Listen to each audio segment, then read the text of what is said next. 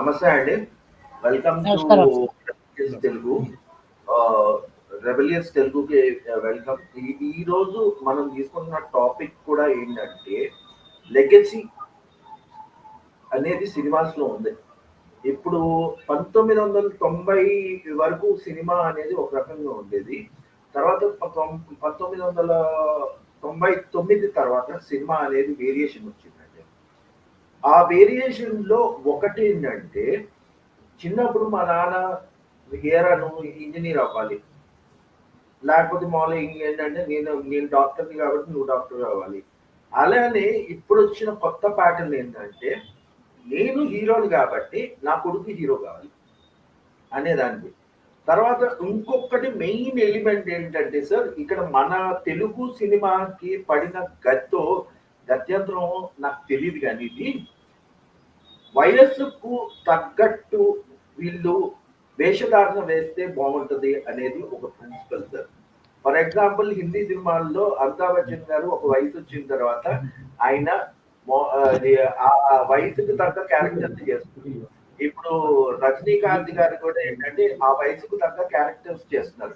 కానీ మన తెలుగు సినిమాలో ఏంటంటే మన కొంతమంది హీరోలు ఏంటంటే ఇంకా ఎంత వయసు మీదకు వచ్చినా అదే హీరోయిజం చూపెట్టాలి, తర్వాత అదే గ్లామర్ రోల్స్ చేయాలి, అదే హీరోయిన్ ఇది పక్కన నాట్యం చేయాలి అన్న ఫ్యాక్టర్స్ ఉన్నాయి సార్. సో దీని గురించి ఫస్ట్ నేను ఈరోజు పిలిచింది ఏంటంటే వీరమాచినేని శ్రీనివాస్ గారు, జింకా సుబ్రహ్మణ్యం గారు. Jinka Subrahmanyam garu he's an intellectual who is covering everything. Proddatur కవులకి ఆయన సీరియస్ చెప్పాలంటే ఒక లైట్ హౌస్.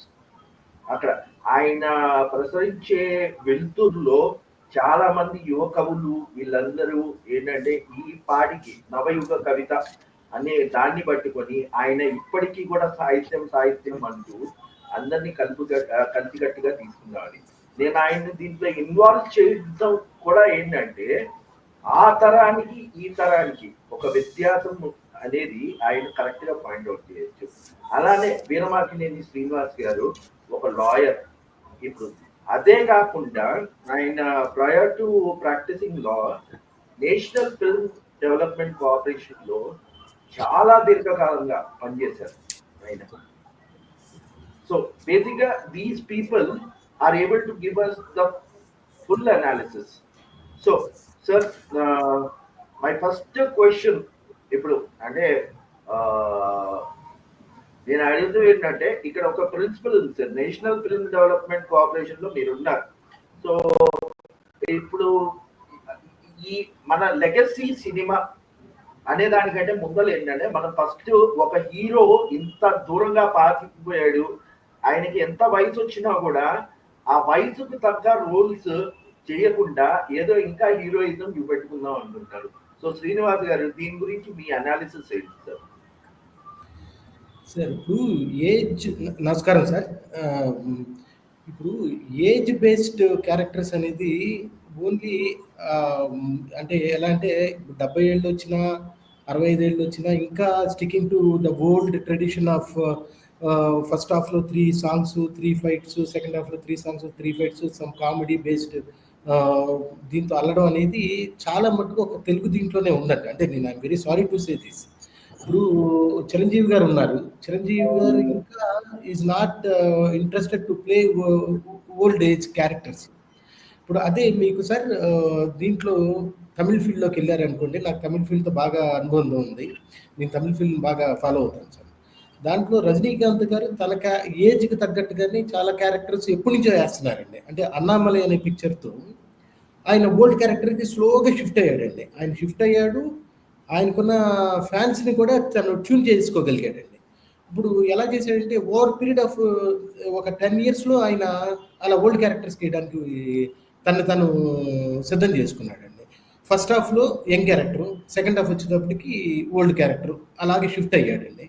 అలాగే ఒక పిక్చర్ యంగ్, ఒక పిక్చర్ ఓల్డ్, అలా స్లోగా చేసుకుంటా వచ్చాడు సార్. ఏది ఒక 20 years బ్యాక్ చేసుకుంటూ వచ్చాడు. అందుకని జనాలు కూడా అతన్ని రజనీకాంత్ లాగా చూడకోకుండా, ఇప్పుడు జైలర్ ఉంది sir, is a retired Jailer, old character. దాంట్లో ఒక సాంగ్స్ కానీ అంటే డ్యూయట్స్ కానీ అటువంటివి లేవండి.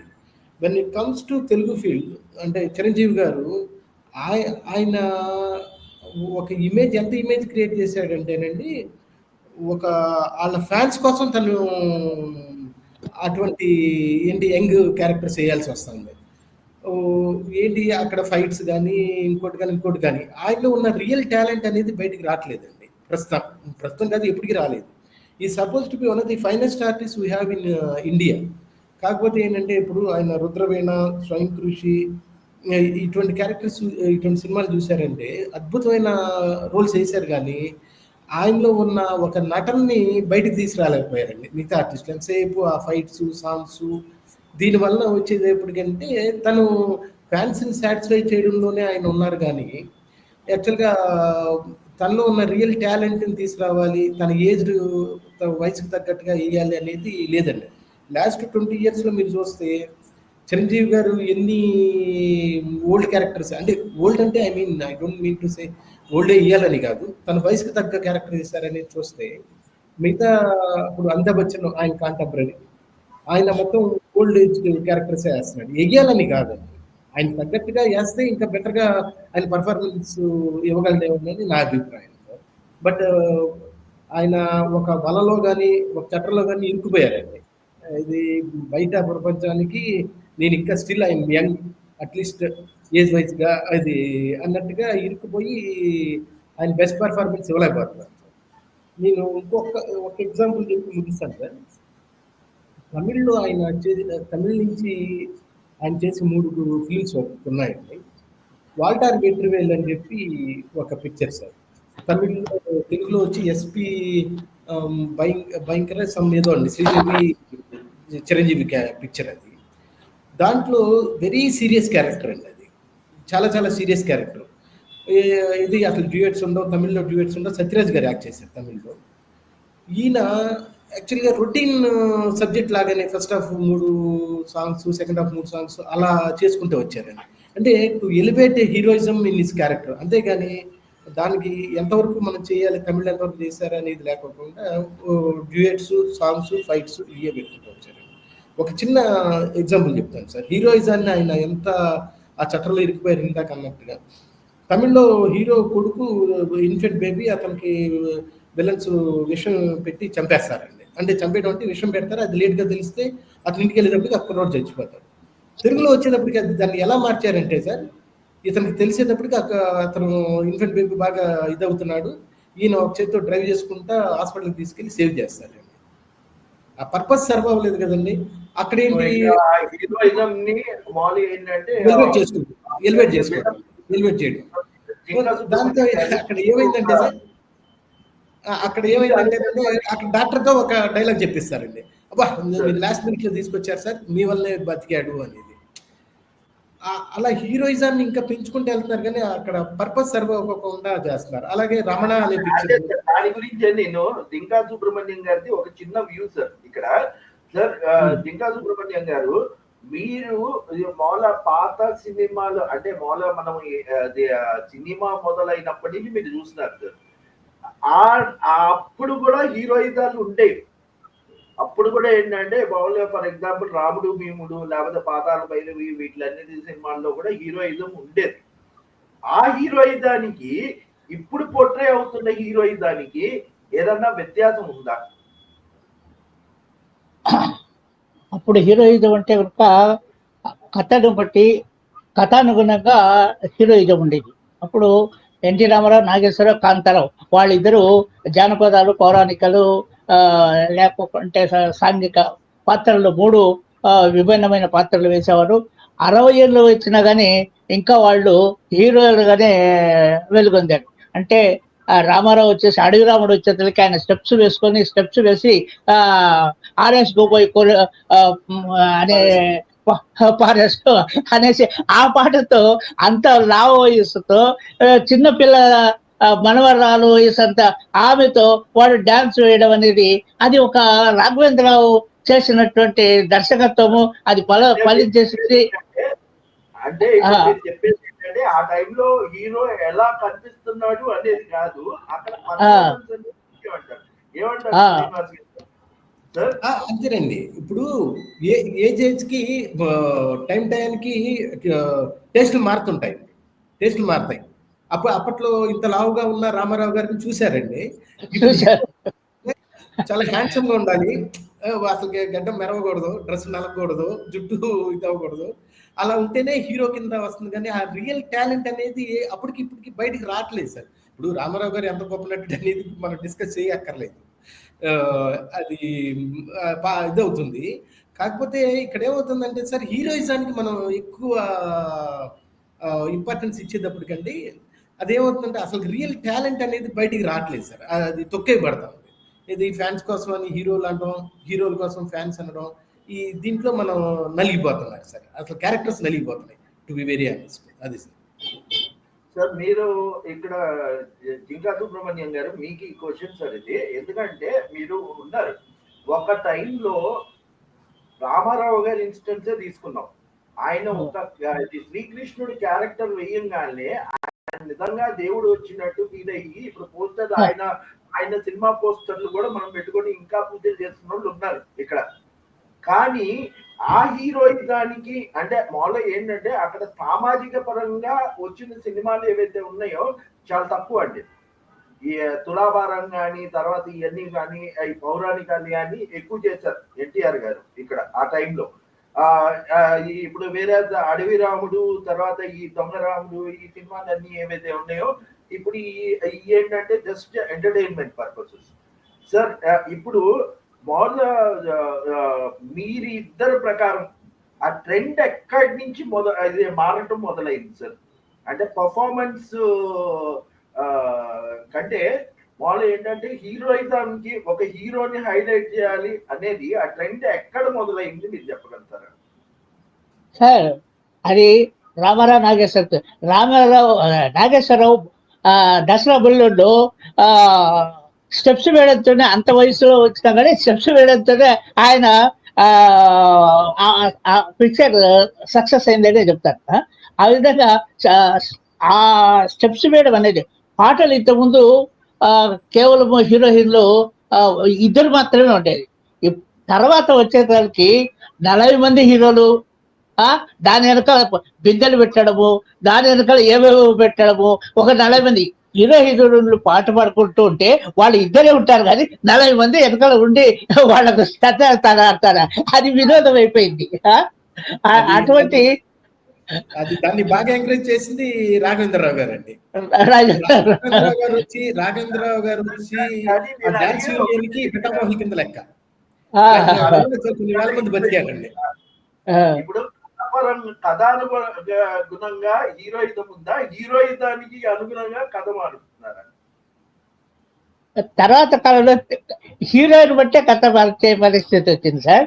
అంతకుముందు కథ సరైన సమాధానం శ్రీనివాస్ గారు మీరు చెప్పండి సార్. ఎందుకంటే మీకు కొంచెం అవగాహన ఉండింది ఇక్కడ. సార్ మీరు అడిగిన దానికి ఏంటంటేనండి, నాకు తెలుసు సార్, కొన్ని సినిమాలు అయితే చిరంజీవి గారి కాల్ షీట్ ఉంది అని చెప్పి స్టోరీ ఫిక్స్ అవ్వకపోయినా ఎలాగో సాంగ్స్ పెట్టాల్సి వస్తుంది అని చెప్పి కాశ్మీర్లోకి వెళ్ళి ముందు సాంగ్స్ తీద్దాం, తర్వాత సబ్జెక్ట్ ఏదో ఎక్కడో చోట ఇన్సర్ట్ చేద్దాంలే అని చెప్పి తీసిన సాంగ్స్ ఉన్నాయండి. మొన్న ఈ మధ్య నేను కూడా చదివాను. చిరంజీవి గారు విజయశాంతి గారి కాల్ షీట్లు ఉన్నాయి. ఎలాగో సబ్జెక్ట్ ఏదో విధంగా తీస్తాం కదా, ఎలాగో డ్యూయట్స్ పెడతాం కాబట్టి కాశ్మీర్కి వెళ్ళి షూట్ చేసుకొస్తాము అని చెప్పి తీసిన ఇన్సిడెంట్స్ ఉన్నాయండి. అది ఎలా అవుతుందంటే సార్, ఇప్పుడు ఆ రోజులో ఆ చిరంజీవి గారి పిక్చర్లు ఎలా వచ్చాయంటే 6 డ్యూయట్లు అయితే కంపల్సరీగా ఉండేవి సార్. ఈ 5వ సాంగ్ ఫస్ట్ సాంగ్ కింద, ఫస్ట్ సాంగ్ 3వ సాంగ్ కింద వేసినా కూడా మీకు ఎక్కడ స్టోరీ మారదండి. అలాగా సాంగ్స్కి ఇంపార్టెన్స్ పెరిగింది. ఎందుకంటే ఈజ్ అ గుడ్ డాన్సర్ కాబట్టి. ఆయన మీద ఒక డాన్సర్ గానే ఆయన్ని చూశారు కానీ ఆయనలో ఉన్న టాలెంట్ని చూడకోకుండా ఆయన ఎంత వచ్చినా సరే ఆయన ఈజ్ అ గుడ్ డాన్సర్ అని చెప్పి ఇంప్రెషన్ పడిపోయింది సార్. మీరు ఇందాక అడిగినట్టు అది ఎప్పటి నుంచి ట్రెండ్ మారిందనడానికి నాకు తెలిసి అడవి రాముడితో మారింది సార్. అది అడవి రాముడు, దసరా బుల్లుడు. అంటే రామరావుకి అడవి రాముడు అండి. ఆయన ఇంత పొట్ట వేసుకుని ఆ చిన్నపిల్ల అసలు కరెక్ట్గా ఇలా పెట్టుకుంటే అసలు అమ్మాయి వెనక నుంచి కనపడదు. ఆ స్టేజ్ నుంచి ఆయనకి అది దసరా బుల్లోడ్లో నాగేశ్వర. కారులోకి వెళ్ళి యాడ్ చేయడం నాగేశ్వరరావు గారు. సో అది క్రియేట్ ఏ ట్రెండ్ అండి. ఒక ట్రెండ్ అయిపోయింది. ఓహో! హీరో అంటే ఇలాగే డాన్స్ చేయాలి అని. That credit should go to K Raghavendra Rao గారు అండి. ఇది యాజ్ ఫార్ యాజ్ అడవి rowdy is concern. So sir ఇప్పుడు దీనికి తగ్గట్టే ఇంకో క్వశ్చన్ కొంచెం కాంట్రవర్షియల్ అనుకోండి, ఏమన్నా అనుకోండి, నేను అడగాల్సింది తప్పకుండా నేను అడగాలి ఇక్కడ. సార్ మనకి మామూలుగా ఉన్న కులాల దాకా ఈ రోజుల్లో యాక్టర్ల కులం అనేది వచ్చింది సార్. నేను ఇందాక చెప్తున్నట్టు నేను బ్రాహ్మణుని, నా కొడుకు కూడా బ్రాహ్మణుడు, నేను ఇది అనేటట్టు నేను యాక్టర్ని, నా కొడుకు నాకంటే మెగాస్టార్ కి తర్వాత ఇప్పుడు మామూలు ఏంటి సూపర్ పవర్ స్టార్ అన్న రేంజ్ లో టైటిల్ వాళ్ళే పెట్టుకొని వాళ్ళ కొడుకుల్ని పెడుతున్నారు. సో వీళ్ళకి టాలెంట్ ఉందా లేదా అనేది సెకండ్ ప్రయారిటీ అయింది సార్. కానీ ఫస్ట్ ప్రయారిటీ ఏంటంటే ఇక్కడ చెట్టు పేరు చెప్పుకొని కాయలు అమ్ముకోవటం అనేది ఇండస్ట్రీ మొదలు పెట్టింది. ఇది మొదలుపెట్టింది కూడా సీరియస్ గా మొదలుపెట్టింది కూడా ఏంటంటే మెగాస్టార్ చిరంజీవి గారి ఫ్యామిలీ ఎక్కువ, తర్వాత దీనికంటే మొదలు ఏంటంటే ఎన్టీఆర్ గారు కూడా 2-3 యాక్టర్స్ వచ్చారు. నేను ఐ అపాలజైజ్, బట్ ఇప్పుడు ఎన్టీఆర్ గారి ఫ్యామిలీలో ఇంతమంది యాక్టర్స్ ఉన్నారు సార్, ఏఆర్ఆర్ గారి ఫ్యామిలీలో ఇంతమంది యాక్టర్స్ ఉన్నారు, ఇప్పుడు చిరంజీవి గారి ఫ్యామిలీలో ఇంతమంది యాక్టర్స్ ఉన్నారు, మోహన్ బాబు గారి ఫ్యామిలీలో ఇంతమంది యాక్టర్స్ ఉన్నారు.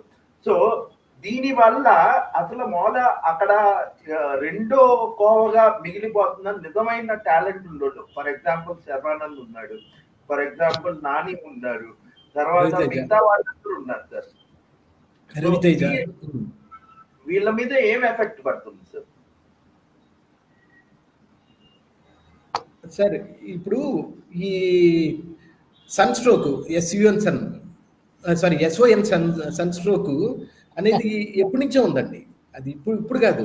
అంటే ఇండియన్ ఫస్ట్ ఫిలిం ఫ్యామిలీ అనే దాన్ని ఎవరు అంటే పృథ్వీరాజ్ కపూర్ని తీసుకుంటాం. రాజ్ కపూర్ తర్వాత రిషి కపూర్, రణధీర్ కపూర్, వీళ్ళందరిదే.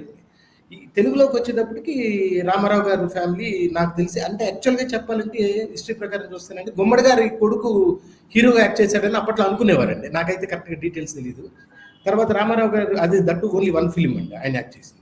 తర్వాత రామారావు గారు, బాలకృష్ణ, హరికృష్ణ గారు వాళ్ళు యాక్ట్ చేశారు. తర్వాత నాగేశ్వరరావు గారు రంగంలోకి వాళ్ళ పిల్లల్ని దింపారు. తర్వాత ఇట్ హస్ బికమ్ ట్రెడిషన్. కొడుకంటే ఇంకా ఖచ్చితంగా అతను హీరో అవ్వాల్సిందే అనేది 2000s ఎర్లీ 2000లోకి స్టార్ట్ అయిందండి.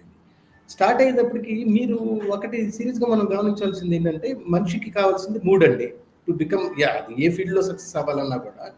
ఒకటి టాలెంట్ సార్, ఒకటి సెల్ఫ్ డిసిప్లిన్ అండి, మూడోది ఈ రెండింటికంటే కావాల్సింది కూడా లక్ అండి. చాలా మంది మంచి ఆర్టిస్టులు వాళ్ళకి బ్రేక్ రాకపోవడం ఇవన్నీ జరిగినాయి అండి మనకి. ఇప్పుడు this is the field, survival of the fittest sir, ఇంకా వేరే ఇదేమీ లేదండి. ఇప్పుడు చిరంజీవి గారి ఫ్యామిలీలో అంతమంది ఉన్నా కూడా 2 సక్సెస్ అయ్యారు, రామ్ చరణ్, అల్లు అర్జున్. నాగార్జున ఫ్యామిలీలో ఎంతమంది ఉన్నారండి? 5 మంది ఉన్నారు. ఎవరో కరెక్ట్గా చెప్పాలంటే ఆ రేంజ్కి అయితే ఎవరు యాక్ట్ చేయలేదండి. ఏంటి సార్? నాగ చైతన్య, అఖిలు, వీళ్ళు ఎవరు సక్సెస్ అవ్వలేదు సార్. ఇంకో అక్కడోడు వినపడలేదు కదా సార్ మనకి వినపడుతుంది నాగ చైతన్య. ఇప్పుడు రామారావు గారు 3rd జనరేషన్ లో ఓన్లీ ఎన్టీఆర్ ఒకటేనండి. మన ఒక ఆయన తారక్ ప్రభు ఎవరో ఉంటారు కదండి, వాళ్ళందరూ ఎవరు సక్సెస్ అవ్వాలి. కేవలం ఇప్పుడు ఈ ఫ్యామిలీ పేరు చెప్పేది ఓన్లీ ఫర్ 2 ఫిలిమ్స్ ఎంట్రీ అవుతుందండి. ఇప్పుడు మోహన్ బాబు గారి ఫ్యామిలీ ఉంది, మంచు మనోజు, విష్ణు, వాళ్ళిద్దరూ యాక్చువల్గా ఫెయిల్యూర్స్ కింద లెక్క. ఇప్పుడు కృష్ణరాజు గారి కొడుకు ఉన్నాడు ప్రభాస్, ఓన్లీ ఒక్క టాలెంట్తోనే వాళ్ళంతా పైకి వచ్చారు. కానీ sir 1 or 2 films may help them to elevate themselves. తర్వాత టాలెంట్ లేకపోతే మహేష్ బాబు, వీళ్ళందరూ కష్టపడి వచ్చిన వాళ్ళేనండి. ఇప్పుడు ఇతను ఉన్నాడు అల్లు అర్జున్ కానీ, చరణ్ రాజ్ కానీ, రామ్ చరణ్ కానీ, వాళ్ళు ఫస్ట్ 2 ఫిలిమ్స్లో చూస్తే వాళ్ళని, ఆ ఫిలిమ్స్ పేరు కూడా నాకు గంగోత్రి ఒకటి, ఇంకోటి ఏదో ఫిలిం ఉన్నది చిరుత, ఆ ఫిలిమ్స్లో వాళ్ళిద్దరిని చూస్తే యాక్చువల్గా వాళ్ళు ఈ రోజున ఎంత హైట్కి వెళ్ళారో ఎవరు ఊహించి ఉండరండి. ఇది అసలుకి బాబు ఏంట్రా బాబు ఎలా ఉన్నారు వీళ్ళు అనుకున్న వాళ్ళే చాలా మంది మొహటం కొద్దీ బాగున్నారు అని అనడమే కానీ ఈ రోజున వాళ్ళు కేవలం వాళ్ళ స్వయం కృషి వల్లనే వాళ్ళు ఆ స్టేజ్కి వచ్చారండి. ఇది చిరంజీవి గారి పేరు కానీ, అల్లు అరవింద్ పేరు కానీ, మేబీ ఇనిషియల్గా వాళ్ళు హెల్ప్ చేసి ఉండొచ్చు. ఇప్పుడు జూనియర్ ఎన్టీఆర్ ఉన్నాడు. జూనియర్ ఎన్టీఆర్ ఫస్ట్ ఫిల్మ్లో ఎలా ఉన్నాడండి? 2 కుర్చీలు సరిపోయేవి కాదు, అంతలా ఉండేవాడు. ఇప్పుడు తగ్గి అతను నటన మీద తనకున్న ఇంట్రెస్ట్, ఆ డ్యాన్స్ అసలు అంత ఒళ్ళి పెట్టుకుని డ్యాన్స్ చేయడం అనేది కాదండి. మిగతా ఈ ముగ్గురు తప్పితే ఇంకా మిగతా వాళ్ళు ఎవరు లేరండి. మహేష్ బాబు, ప్రభాస్ అది వేరే అనుకోండి. వీళ్ళ ముగ్గురు తప్పితే ఇంతమంది నటవారసుల్ని వాళ్ళు తీసుకొచ్చినా కూడా ఎవరు సక్సెస్ అవ్వలేదండి. It is only because of there luck, there efforts, there fate, అంతేగాని ఇంకా ఏం లేదండి. అది ఎందుకు ఎక్కువ కాలం ఆగదు సార్. అది లక్ లేకపోతే, టాలెంట్ లేకపోతే ఎక్కువ కాలం సెల్ఫ్ డిసిప్లిన్ ఒకటి వెరీ ఇంపార్టెంట్. ఇవన్నీ ఉన్నాయి కాబట్టి వాళ్ళు అంత పైకి వెళ్ళగలిగారు. సార్ ఇది జింకా సుబ్రహ్మణ్యం గారు, మన సమాజం, తెలుగు సమాజం ఈ 2 రాష్ట్రాల్లో ఈ సినిమా అనే దాన్ని ఎలా దృష్టీకరించుకుంటాయి సార్? ఒక సామాన్యుడు, ఆ సమాజంలో సామాన్యుడు ఈ సినిమాల్ని ఎలా దృష్టీకరించుకుంటాయి? అంటే ఆ టైం సినిమా, ఇప్పుడు మన పౌరాణికాలు ఉన్నాయి, ఆ పౌరాణికాలని ఇప్పుడు వచ్చే సినిమాని ఎలా చూస్తున్నారు జనాలు? అప్పటి సినిమాలు ఆ తరం సినిమాలు చాలా డిఫరెంట్ అది. ఎందుకంటే కనుక అప్పుడు పౌరాణికాలు కానీ, ఆ పౌరాణికాలు ఇప్పుడు నటులు ఎవరు చేయలేదు. రంగారావు గారు అయితేనేమి, గుమ్మడి గారు అయితేనేమి, మిక్కిలినేని గారు, వాళ్ళు ఒక నటనకు మనకు దొరికిన ఒక వరం అనే చెప్పుకోవచ్చు. లెజెండ్స్ వాళ్ళు. ఇప్పుడు డైలాగ్ చెప్పని కూడా రాని వాళ్ళు కూడా నటులు అయిపోతున్నారు. అంటే కనుక వాళ్ళు నటన ఏమాత్రము నిజంగా వాళ్ళు నటన లేకపోయినా కానీ వాళ్ళు ఈ డ్యాన్సుల వల్ల దీని వల్లనే చలయమనేది. మనం ఇంతకుముందు సినిమాల నుంచి బయటికి వచ్చేదలకి ఆ సినిమాల పాటలన్నీ మనకు నోటికి వచ్చేది. ఆ అర్థమేమో కానీ మగ మనుషుల పాటలు నాకు అన్నీ వచ్చేసాయి. అది లేకుంటే ఏ సినిమాలో చెప్పినా కానీ ఆ పాటలన్నీ కూడా మనకు వస్తాయి. నిన్నగా మన శోభన్ బాబు జన్మదినం జరుపుకుంటే ఆ పాటలు చెప్తే కనుక ప్రతి పాట మనకు తెలిసి, ఆ ప్రతి పాట ప్రతి సినిమాలో చూసే మనకు అంత బాగా మనసుకు కనెక్ట్ అయినే ఉన్నాయి. ఇప్పుడు సినిమాలు వస్తే మనము థియేటర్ నుంచి వచ్చినాక ఆ సినిమా కథ బతికి ఉండదు, అందులో ఉండేటువంటి సారాంశం ఉండదు, పాట ఉండదు.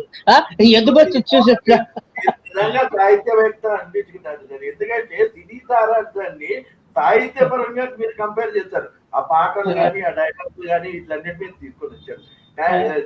శ్రీనివాస్ గారు, నేను మిమ్మల్ని ఒక క్వశ్చన్ అడుగుతున్నాను సార్ ఇక్కడ. ఎందుకంటే నాకు మొన్న ఒక చిన్న డిస్కషన్ జరిగింది సార్. దాంట్లో ఒకళ్ళు పాయింట్ అవుట్ చేశారు, మన సినిమాలు ఈ టైంలో ఏంటంటే చరిత్రని వక్రీకరిస్తున్నాయని అంటున్నారు సార్ ఇక్కడ. సో ఆ పౌరాణిక చరిత్రని మన సినిమాలు చరిత్రని వక్రీకరిస్తున్నాయంట. సో దీనికి మీరు ఒప్పుకుంటారా లేకపోతే విరుద్ధం అవుతారా సార్? సరే, వక్రీకరించడం అనేది ఒక సినిమాలకే చెందట్లేదండి. మీరు చూస్తే అన్ని చోట్ల వక్రీకరిస్తున్నారు. ఇప్పుడు చరిత్ర, ఇప్పుడు రాజకీయాలు ఉన్నాయి. ఔరంగజేబు ఇష్యూ జరుగుతుంది ఇప్పుడు. అది ఔరంగజేబు క్రూరుడు అని తెలిసి మన చిన్నప్పుడు మన ముందు తరాలు చదువుకున్నారు, మనం చదువుకున్నాం. అయినా కూడా అది దాన్ని అవసరం కొద్దీ అది వక్రీకరించడం జరుగుతూ ఉందండి. ఇప్పుడు పార్టీ వైజ్ గా చూసుకుంటే ఏ పార్టీ వాళ్ళు ఆ పార్టీకి సంబంధించి ఆ పార్టీకి అనుగుణంగానే వక్రీకరిస్తున్నారు. కానీ ఇప్పుడు ఎవరు అది చూసింది లేదు, ఎవరు ఎవరు చదివింది దాన్ని బట్టి వక్రీకరించడమే కానీ అది వక్రీకరించడం అనేది చాలా దారుణమైన తప్పనేది. ఎందుకంటే అది ఫ్యూచర్ జనరేషన్స్ మీద దాని ఇంపాక్ట్ పడుతుందండి. ఇప్పుడు మీరు అన్నది చాలా కరెక్టే సార్. అంటే నేను అన్నది ఏంటంటే, నేను అడుగుదాం అనుకుంటుంది ఏంటంటే సార్, ఈ వక్రీకరణ మన సామాజికం మీద మీరు ఇన్ఫ్లుయెన్స్ చూపెడుతుంది అంటున్నారు, కానీ ఏ స్థాయిలో చూపెడుతుంది సార్ ఇన్ఫ్లుయెన్స్? సార్ ఇప్పుడు ఎలా జరుగుతుందంటేనండి, ఒక పాలల్లో ఒక చిన్న ఒక లీటర్ పాలు ఉంటాయి, ఒక ఉప్పు వేసినా కూడా అది పాడైపోతుందండి. అలాగే ఒక్క సినిమా ఒకడి మీద, ఒక కుర్రోడి మీద, ఒకళ్ళ మీద ఆ ఇంపాక్ట్ చూపించిందంటే that may effect so many people. మీకు మనం ఈ మధ్యకాలంలో చూసాము, ఏది చూసినా కూడా సినిమా ఇన్స్పిరేషన్తో జరుగుతుంది, సినిమా దీంతో చేస్తున్నామని చెప్పి అన్నదే చాలా మటుకు క్రైమ్స్కి ఇది. అలానే సినిమాల్లో చెడు అని నేను అన్నాను. ప్రతిదానికి ఏంటంటే ఇప్పుడు అదొక పారామీటర్ సెట్ అయిపోయిందండి. సినిమా అంటే అది ఇన్ఫ్లుయెన్స్. ఇప్పుడు అలా అనుకుంటే ఆ నలుగురు ఉందా సార్, అది నా దృష్టిలో అదొక కళాఖండం అండి. అది దాన్ని చూసి ఎంతమంది మారారు, హత్యలను చూసి ఎంతమంది అమ్మో హత్య చేయకూడదు అనేది ఉంది. ఏది లేదు సార్. అది మంచి కంటే చెడు ముద్దలు వెళ్తుంది అంటారు కదా సార్. అదే గో విత్ ది ఫ్లో, అంతే అంతే తప్పితే అది వక్రీకరించడం అనేది జరుగుతూ ఉంది. ఇప్పుడు కాదు, ఎప్పటి నుంచో జరుగుతున్న విషయం ఏంటంటే అది మనం ఖండించలేము, ఎందుకంటే సెన్సార్ బోర్డు అలాగా ఉంది కాబట్టి. ఫైనల్ గా మీ ఇద్దరిని ఒకే ఒక క్వశ్చన్ అడుగుతున్నాను సార్, ఎండింగ్ క్వశ్చన్ ఇది. ఎందుకంటే ఇది most important and impactful question అన్నమాట ఇది. సార్, సినీ సమాజం అనేదానికి మనకి ఇన్ఫ్లుయెన్స్ ఉందని తెలుసు. మనకి ఏంటంటే మన లైఫ్ లో ఎక్కడో ఒక చోట ఒక కైండ్ ఆఫ్ ప్రసరణ అనేది ఉంది సినిమా ద్వారా. సో ఈ మీరిద్దరు కూడా ఏంటంటే ఒక హస్తం సాహిత్యంలో ఉంది. ఈ సాహిత్య పరంగా ఆ సినిమా దాంట్లో ఇప్పుడు నేను కూడా ఒక ఫిల్మ్ మేకర్ అయినా సార్, నేను చూసింది ఏంటంటే ఒక సినిమాకి నిజంగా ఈ టైంలో సాహిత్యం అనేది కథ.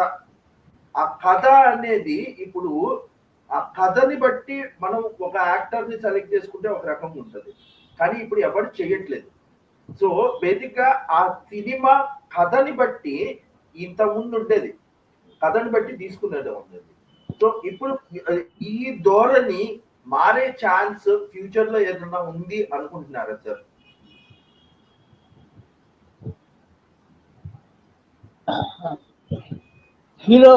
హీరోయిజాన్ని బట్టి వాళ్ళ ఫ్యాన్స్ ఉంటారు,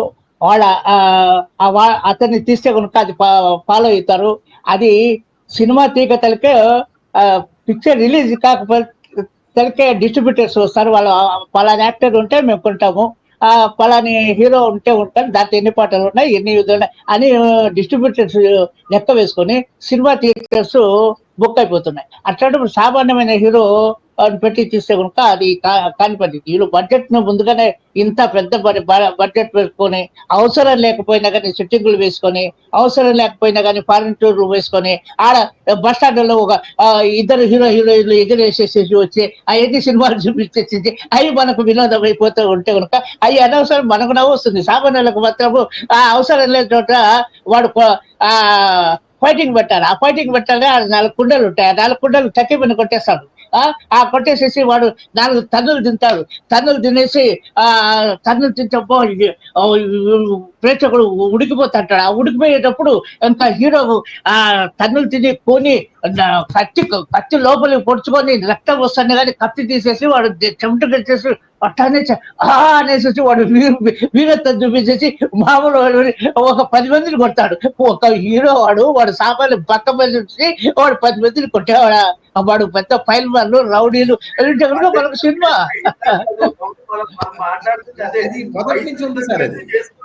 రకంగా ఉంటది.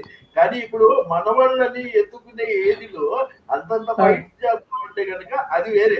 సార్ శ్రీనివాస్ గారి, ఇది మీకు లాస్ట్ క్వశ్చన్ సార్. కొంచెం ఇది ఎందుకంటే మీకోసమే నేను సేవ్ చేసుకున్నా. ఇది మీరు నేషనల్ ఫిల్మ్ డెవలప్మెంట్ కార్పొరేషన్ లో చేస్తున్నారు ఇక్కడ. సో బేసిక్ గా నేను 3 సినిమాల పేర్లు చెప్తాను సార్. ఒకటి వచ్చేసేసి బలగం సార్, ఇంకోటి జాతి రత్నాలు, తర్వాత ఇంకొకటి వచ్చేసేసి ఈ మధ్య వచ్చిన రామం రాఘవం అన్ని సినిమాలు వచ్చినాయి. ఈ రామం రాఘవం సార్, ఈ ధనరాజ్ చేసిన సినిమా, సముద్రగని గారు ఫాదర్ గా చేశారు, అది రామం రాఘవం. వీటికి అసలు బేర్ మినిమల్ బడ్జెట్ సార్ ఉన్నది సినిమా స్టాండర్డ్స్ లో. ఇప్పుడు నేను ఇక్కడ ప్రొడ్యూసర్స్ కౌన్సిల్ లో డిస్కషన్ ఏంటంటే, వాళ్ళు 3 సార్లు సెన్సర్ కి తీసుకెళ్తే ఇంత తక్కువ బడ్జెట్ లో కూడా మీరు సినిమాలు తీస్తున్నారయ్యా, ఇది యూట్యూబ్ లో పెట్టుకుంటారు లేకపోతే సినిమాలు థియేటర్ కి రిలీజ్ చేస్తారా అంటే, వాళ్ళు ఫైట్ చేసిన ఇదంతా నేను చూశాను సార్, కంటికి కట్టినట్టు చూశాను. కానీ ఒక్కసారి ఈ సినిమాలు బయటకు వచ్చిన తర్వాత నిజంగా అవి ట్రెండ్ సెట్టర్స్ అన్నారు సార్. ఎందుకంటే అవి ఇప్పుడు ఈ లెగసీ సినిమాకి విప్లవం అన్న మూల ఇంత ముందు ఆ నిప్పు కాగడాలు ఉండేవి చూడండి సార్, నిప్పు కాగడాలనే అంటాం ఇక్కడ. సో ఈ నిప్పు కాగడాలని మనం ఇది నిలుపుకోవాలి అంటే ఈ విప్లవాన్ని కథపరంగా ఉన్న సినిమాలు సార్ ఇవి మీరు అన్నాయి. ఇలాంటి సినిమాలు వస్తే నిజంగా మన తెలుగు రాష్ట్రాల్లో జనాలు యాక్సెప్ట్ చేస్తారా సార్? అండ్ ఇప్పుడు చూడాలంటే వెలుగు చూసి మీరు చెప్పిన 3-4 సినిమాలే తప్పితే వెలుగు చూడని చాలా గొప్ప గొప్ప సినిమాలు కనుమరుగైపోయినాయండి.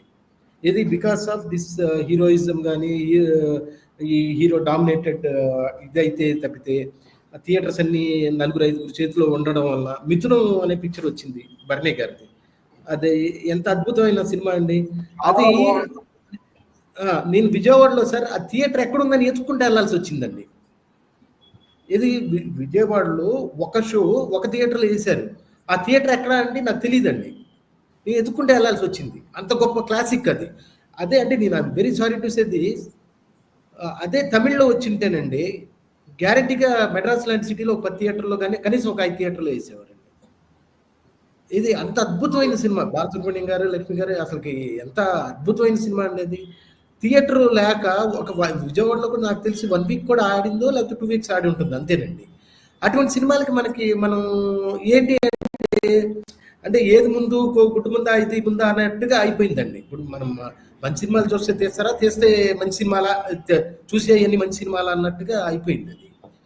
ఇప్పుడు మీరు చెప్పిన జాతిరత్నాలు ఇవన్నీ కూడా చాలా ఆ జాతిరత్నాల వెనకాల రిలీజ్ అవ్వడానికి కారణం ఆయన ప్రొడ్యూసర్ అశ్వినేత్ గారు సీనియర్ మోస్ట్ కాబట్టి అన్న గురికినయేమో కానీ చాలా చాలా మంచి సినిమాలు కూడా ఈ రోజున థియేటర్స్ దొరకపోవడం వల్ల అదొకటి. రెండోది సామాన్య ప్రేక్షకుడు సినిమాకి వెళ్ళాలంటే సార్ ఈ రోజున 1000 రూపాయలు లేని వెళ్ళలేకపోతున్నాడండి. మినిమం 1000 రూపీస్ అండి. ఒక వైఫ్ హస్బెండ్ ఒక పిల్లడు అంటే వెళ్తే టికెట్ అంటే నేను ఊరికి ఎగ్జాంపుల్ చెప్తున్నాను. టికెట్లు 200 రూపాయలు 600 రూపాయలు అవుతాడు. ఆ పిల్లోడు వెళ్ళి వెంటనే పాప్కార్న్ అంటాడండి. పార్కింగ్ ఫీజు అండి 1000 రూపాయలు, మొత్తం 1000 రూపాయలు అయిపోతుంది. 2-3 నెలలు ఆగితే అదే ఓటీటీలో వస్తుందో చూసుకోవచ్చులే అని. అటువంటి చాలా చాలా మంచి సినిమాలు మనం మిస్ అయిపోతున్నాం డ్యూ టు థియేటర్ అవైలబిలిటీ లేకపోవడం వల్ల, థియేటర్ టికెట్స్ ఇది లేకపోవడం వల్ల, చిన్న సినిమాలకి ఆదరణ తగ్గడం వల్ల ఈ చిన్న సినిమాలు అనేది కాన్సెప్ట్ పోతా ఉందండి స్లోగా. అన్లెస్ అదర్వైజ్ మీకు చాలా పెద్ద పుష్ ఉంటే తప్పితే మీకు ఇది ఫ్యూచర్లో చాలా పెద్ద దెబ్బ అవుతుందండి కంపేర్ టు అదర్ లాంగ్వేజెస్ తెలుగుకి. సో మీరు చెప్పడం ప్రకారం ఏంటంటే ఈ సన్ ఎక్లిప్స్ నుంచి మనకి మోక్షం అంత తొందరగా రాదంటారు. ఇందాక మీరు సన్ రైజ్ అన్నారు, ఇక్కడ ఈ సన్ ఎక్లిప్స్ ఉన్నంత కాలం మనకి మోక్షాలు లేవంటారు. ఇక్కడ అదే ఓటీటీఏ మనకి ఇది అవుతుందండి మంచి సినిమాలకి. సో సార్ మీ ఇద్దరికి చాలా థ్యాంక్స్ సార్, నాకు మీరు టైం ఇచ్చారు, యువర్ ప్రెషియస్ టైం. అండ్ ఇంకొకటి ఏంటంటే లైక్ మనం చేయబోయే ప్రోగ్రామ్స్ ఇంకేంటంటే ఆఫ్ బీట్ ఉంటాయి సార్. ఇక్కడ మీరు చాలా ప్రోగ్రామ్స్ లో ఏంటంటే మీరు గెస్ట్లుగా వెళ్ళి ఉంటారు, కానీ వాళ్ళు ఎక్కడైతే ప్రశ్నలు అడగటం మానేస్తారో నేను అక్కడి నుంచి మొదలు పెడతాను సార్. నేను ఇక్కడ ఇవ్వండి సినీ నిజాలది. సో నేను మిమ్మల్ని నేను అడిగేది కూడా ఏంటంటే ఒక ఫైనల్ క్లోజింగ్ క్వశ్చన్ ఇద్దరిని అడుగుతున్నాను సార్. ఇక్కడ సినిమా చీకట్లు అనే ఫ్యాక్టర్ ఏదైతే ఉందో ఉన్నది నిజం సార్. అది నిప్పు లాంటి నిజం అది. ఇంకా చీకటి కోణాలు సినిమాల్లో చాలా ఉన్నాయండి. ఈ చీకటి కోణాల్లో ఇందాక సార్ అన్నది మాట ఒకటి అన్నది, ఇప్పుడు వస్తున్న సినిమాలకి థియేటర్స్ ఇవ్వట్లేదు అనేది ఫ్యాక్టర్ చాలా నిజమైన ఫ్యాక్టర్. అది నేను చూసాను, కళ్ళారా చూసాను. నేను కూడా దాంట్లో ఏంటంటే అనుభవించాను. సో శ్రీనివాస్ గారు ఫైనల్ క్లోజింగ్ సార్, మీరిద్దరు ఈ సినీ ఫీల్డ్ లో ఇది మామూలుగా ఏంటంటే నిజాలు చూడకుండా, తెర వెనుకల నిజాలు చూడకుండా తెర ముందర నుంచి సినిమా లైఫ్ చూస్తున్న వాళ్ళకి మీరు చెప్పే మెసేజ్ ఏంటి సార్? సినిమా అనేది ఒక ఓన్లీ ఎంటర్టైన్మెంటేనండి. అది ఇప్పుడు కూడా నేను చెప్పేది ఏంటంటే మీ లక్ మీద, మీరు మీ టాలెంట్ కంటే కూడా ఈ రోజున లక్ మీద సర్వైవల్ ఎక్కువ అవుతుందండి. మీ కాంటాక్ట్స్ వలన, మీకున్న గాడ్ ఫాదర్స్ వలన మీరు సక్సెస్ అవుతారు. కానీ ఒక టాలెంట్ ఒకటే ఉంటే కూడా సరిపోవట్లేదండి ఈ రోజున. ఎందుకంటే ఎంత పెద్ద డైరెక్టర్స్ కూడా ఈ రోజున సరైన పుషింగ్ లేకపోవడం వల్ల సినిమాలు తీయలేకపోతున్నారు. కాబట్టి ఈ రోజున మీకు కావాల్సింది ఏంటంటే ఈ ఈ ఇప్పుడున్న సిచ్యువేషన్లో మంచి సినిమాలు రావడం అనేది చాలా చాలా తక్కువ అవుతుందేమో అని నా అభిప్రాయం అండి. అదే. సుబ్రహ్మణ్యం గారు మీరేమంటారు సార్? మీ మెసేజ్ ఏంటి? సినిమాలు మంచి సినిమాలు అంటే కనుక అప్పుడప్పుడు వస్తున్నాయి. బలగం లాంటి సినిమా మంచి సినిమా, ఒక ఆ, యథార్థ సినిమా తీసుకొని, తెలంగాణ ఇతుడు తను తీసుకొని ఒక చిన్న కథానాయకుడుగా ఉండే అతను టీం వర్క్ తో చేసేది సూపర్ సక్సెస్ అయింది. అటువంటి సినిమాలు అప్పుడప్పుడు వస్తున్నాయి. ఇటీవల ఆ నేను చూసిన సినిమాల్లో సంక్రాంతికి వస్తున్నాం అనే సినిమా, అది కొంత కమర్షియల్ గా చేసినా కనుక ఏజ్డ్ వాడైనా కానీ ఎవరు వెంకటేష్ హిట్ అయింది. ఆ సినిమా చాలా చూడబుల్ గా ఉంది, ఆ కుటుంబ సమేతంగా చూడబుల్ గా ఉంది అని. అటువంటి మంచి సినిమాలు ఈ మిగిలిన సినిమాలు చూస్తే ఒక సినిమా అయిపోయిన తర్వాత దాంట్లో ఏం సందేశం ఇచ్చారు, ఏం మెసేజ్ దీంట్లో ఉంది అనేసి మనకు అయోమయంలో పడాల్సిన పరిస్థితి. మెసేజ్ సినిమాలు తీస్తే కనుక అది ఆ ఆ 3 రోజులకే ఆ సినిమా డబ్బా డబ్బా ఎత్తిపోవడం అనేది జరుగుతూ ఉంది. కానీ మంచి సినిమాలు రావాలి. నేను ఒక్క విషయం చెప్తాను సార్. చెప్పండి. ప్రొడ్యూసర్ అనే అతను డబ్బులు పెట్టి సొసైటీని ఏదో బాగుపరిచి మెసేజ్ ఇచ్చి అందరినీ దారిలో పెడతామని అనుకోండి సార్. ఎందుకంటే ఏదన్నా అంతర్లీనంగా ఒక మెసేజ్ ఉంటే మెసేజ్ ఇచ్చారని అనుకోవడమే తప్పితే వాళ్ళు డబ్బులు పెట్టి సొసైటీని బాగుపరచాలి లేకపోతే మార్చాలి అనుకునేది జరగదండి. ఏదో మనంగా అనుకోవడం దాంట్లో మంచి మెసేజ్ ఉంది అని చెప్పి ఎవరు పెడతారు సార్? ఈ రోజున ఒక సినిమా 10 కోట్లు పెట్టి 10 కోట్లు నేను రిస్క్ తీసుకుని నేను సొసైటీని మార్చాలనుకోవడం అంటే అది ఫులిష్నెస్ ఏనండి. నాగేశ్వర సుడిగుండాలు తీశాడు. అంతటి నటుడు కూడా, అంత మంచి సినిమా కూడా, నిలిచిపోయిన చరిత్ర నిలిచిపోయిన సినిమా కూడా ఆ చేతులు కలుచుకుంటాడు. గొప్ప దర్శకుడితో తీశాడు, మంచి నటులు తీశాడు, మంచి సందేశం. ఈనాటి కూడా అది మంచి సందేశం. టీనేజ్ ఈ విధంగా చెడిపోతాడు, సినిమాలు చూసి సాహిత్యం చూసి చెడిపోతాడనే మంచి అది ఎన్ని రోజులు అయింది. మరో ప్రపంచాన్ని సినిమా తీశారండి. ఇది శ్రీనివాస్ గారు, ఇది మీ question sir. National film development cooperation అనేది ఉంది సార్. ఇప్పుడు యాక్చువల్ గా మన ఈ చిన్న సినిమాలకి డెవలప్మెంట్ గా ఏమైనా చేస్తున్నారా ఈ టైంలో సార్? సార్ ఇప్పుడు ఇదివరకు రోజులు నేను వర్క్ చేసే రోజుల్లో ఎలా ఉండేదంటే అండి, ఆర్ట్ ఫిల్మ్స్కి ఎక్కువ, art films in the sense low budget. Art film is nothing but low budget films అండి. లో బడ్జెట్ ఫిల్మ్స్లో మంచి స్క్రిప్ట్లు అన్న ఉంటే వాళ్ళు కన్సిడర్ చేసేవారండి. తెలుగులో ఆనంద్ అనే ఒక పిక్చర్ వచ్చింది చూసారా? ఆనంద్ అనే ఒక పిక్చర్ వచ్చింది. అది ఫండెడ్ బై శేఖర్ కమ్ముల అండి. శేఖర్ కమ్ముల పిక్చర్. అది ఫండెడ్ బై ఎన్ఎఫ్డిసి అండి. అటువంటి చాలా రేర్ పిక్చర్స్ దీంట్లో వచ్చినాయి ఎన్ఎఫ్డిసిలో. అది ఎలా అంటే నేను వర్క్ చేసిన రోజుల్లో 15 lakhs ఇచ్చేవారండి. ఈ రోజు 15 lakhs అంటే ఒక రోజు ఖర్చు కూడా కాదండి సార్. దీని గురించి నేను ఒక సెగ్మెంట్ చేద్దాం అనుకుంటున్నాను సార్. ఎందుకంటే నాకు తెలిసి చాలా మంది ఫిల్మ్ మేకర్స్ ఈ రోజుల్లో ఈ ఫ్యాక్టర్స్ గురించి తెలియదు sir. National film development cooperation ఏం చేస్తుంది అని తెలియని వాళ్ళు కూడా ఇప్పుడు మామూలు ఏంటంటే డైరెక్టర్స్ ఉన్నారు. సో మీరిద్దరు అన్నట్టు ఏంటంటే చిన్న సినిమాలకి ఈ నాలెడ్జ్ అనేది చాలా అవసరం. కాబట్టి మన నెక్స్ట్ ఏంటంటే sir, national film development cooperation వల్ల చిన్న సినిమాలకి ఎలాంటి అవకాశాలు ఉండొచ్చు, ఉంటాయి అని కాదు, ఉండొచ్చు అనే దాని మీద నెక్స్ట్ సెగ్మెంట్ అదే sir. So finally thanks a lot sir. మీకు నేను I appreciate and I'm graduated for all the time that you have given me. And I hope we will have a long standing debates like this. It is a debate aniledi, it's more like a sharing idea. Ikkada arupulu levu, okallaru maatladutu untaru. I want to keep this kind of ambience when we talk about it. So thanks again for I hope that this show gets on and we get that just మనం ఏది అనుకుంటున్నామో ఆ జనం వరకు చేరుతుంది అనే hope తో I'll end this show. Thank you, sir. Okay Thank you. నమస్కారం. Thank you, sir. నమస్కారం.